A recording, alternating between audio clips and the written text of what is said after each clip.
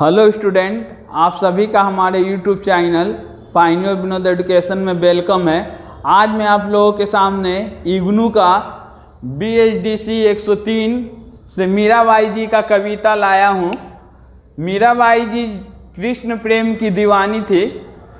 Lining है, Harry में तो प्रेम दीवानी, मेरे दर्द न जाने कोई, सूली ऊपर सेज हमारी, किस विधि सोना होए। प्रस्तुत पद में मीराबाई जी अपनी प्रेम पीड़ा को व्यक्त करते हुए कह रही है कि वे कृष्ण के प्रेम में दीवानी है और उनके इस दर्द को कोई नहीं जान सकता है। हैरी में तो प्रेम दीवानी, मेरे दर्द ना जाने कोई। मीराबाई जी कह रही है कि वे श्री कृष्ण के प्रेम की दीवानी है और उनके इस दर्द को कोई भी नहीं जान सकता है। सूली ऊपर सेज हमारी, सूली मने काटो, किस विधि सोना हो। मीराबाई जी कह रही कि उनका जो बिस्तर है कांटों से भरा हुआ है और उस पर सोना क्या है, बहुत ही मुश्किल है। कहने का तात्पर्य यह है कि मीराबाई जी कृष्ण के प्रेम में, कृष्ण के दर्शन के लिए इतनी व्याकुल है कि उनको रात में नींद नहीं आ रही है। आगे बोल रहे हैं मीराबाई जी, गगन मंडल पर सेज पिया की। मीराबाई जी की जो प्रियतम है अर्थात कृष्ण जी, उनका वे क्या है, आकाश में रहते हैं और किस विधि मिलना हो और उनसे वे किस प्रकार से मिलेगी। आगे मीराबाई जी कह रहे कि घायल की गति घायल जाने की जिन लागी हो, जोहरी की गति जोहरी जाने की जिन जोहरी हो। मीराबाई जी कह रहे कि जिस प्रकार घायल की पहचान या घायल का दर्द एक घायल व्यक्ति ही जान सकता है, और जोहरी माने सोना जौहरात, सोना जौहरात की पहचान एक जोहरी कर सकता है, ठीक उसी प्रकार उनकी इस प्रेम पीड़ा को वही जान सकता है जिसने कभी प्रेम किया हो। आगे मीराबाई जी कह रही कि दर्द की मारी बन बन डोलूं। मीराबाई जी श्री कृष्ण जी के प्रेम में व्याकुल होकर बन बन भटक रही है, लेकिन उनको वेद मिलिया ना कोई, लेकिन उनको क्या है, कोई भी वेद नहीं मिल रहा है। मीराबाई जी कह रही कि उनका इस दर्द तभी समाप्त होगा जब वेद सांवलिया, सांवलिया माने सांवले रंग के श्री कृष्ण जी, मीराबाई जी कह रहे कि उनका इस दर्द रूपी प्रेम का इलाज तभी होगा जब श्री कृष्ण जी स्वयं वेद बनकर आएंगे और उनकी इस प्रेम पीड़ा का इलाज करेंगे। फिर से एक बार सुना दे रहा हूँ। प्रस्तुत पद में मीराबाई जी कृष्ण के प्रेम में व्याकुल होकर कह रही है कि वे क्या है, कृष्ण के प्रेम की दीवानी है और उनके इस दर्द को क्या है, कोई भी नहीं समझ सकता है।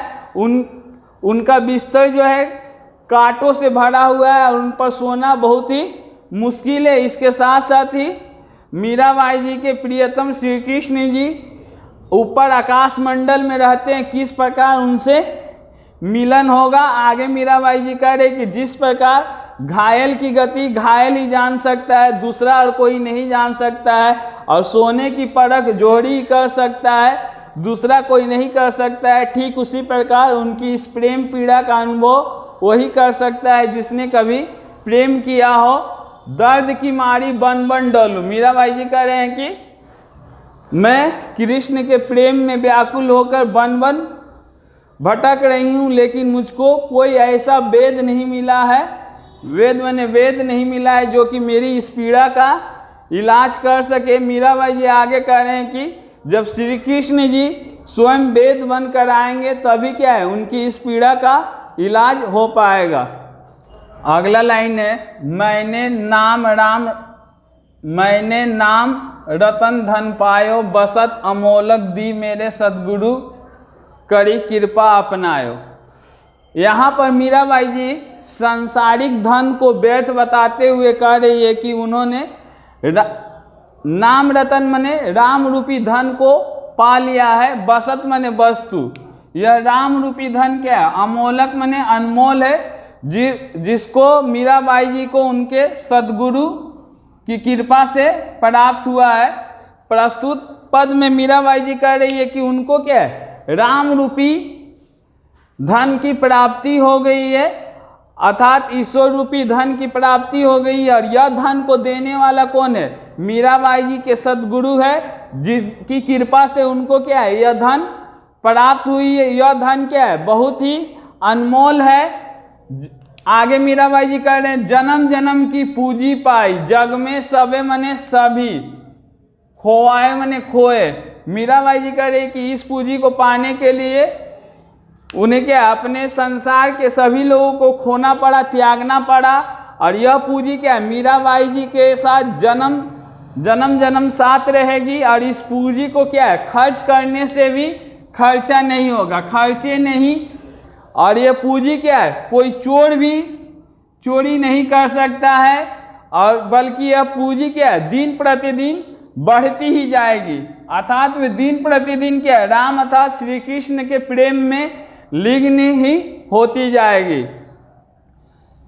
सत की नाव खवेटिया सदगुरु भवसागर, भवसागर माने संसार रूपी सागर। मीराबाई जी कह रहे हैं कि इस संसार रूपी सागर को पार करना बहुत ही कठिन है, लेकिन वे क्या है, अपने सद्गुरु की कृपा से इस संसार रूपी सागर को बहुत ही आसानी से पार कर सकती है, क्योंकि उनकी नाव क्या है, सत की नाव है। और जिसको खेने वाला क्या है, जिसको चलाने वाला उनके सद्गुरु है।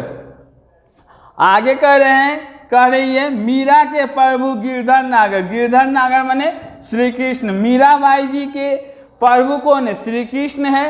हरिक हरिक, हरिक हरिक माने हर्ष के साथ, खुशी के साथ, जस गायो, जस माने यश, जिनके गुणों का गुणगान मीराबाई जी खुशी के साथ गा रही है। फिर से एक बार अच्छे से समझा दे रहा हूँ। प्रस्तुत पद में मीराबाई जी कह रही है कि उनको क्या है, राम रूपी अनमोल धन की प्राप्ति हो गई है।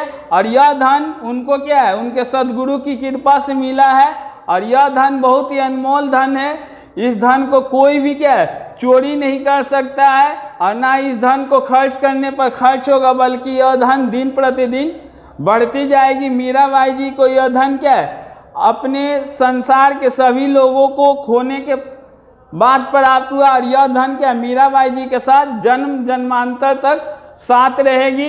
मीराबाई जी कह रहे कि वे अपने सद्गुरु की कृपा से इस संसार रूपी भवसागर को बहुत ही आसानी से पार कर सकती है। संसार रूपी भवसागर क्या है, मनुष्य क्या है, इस संसार में आकर मोह माया के जाल में फंस जाता है।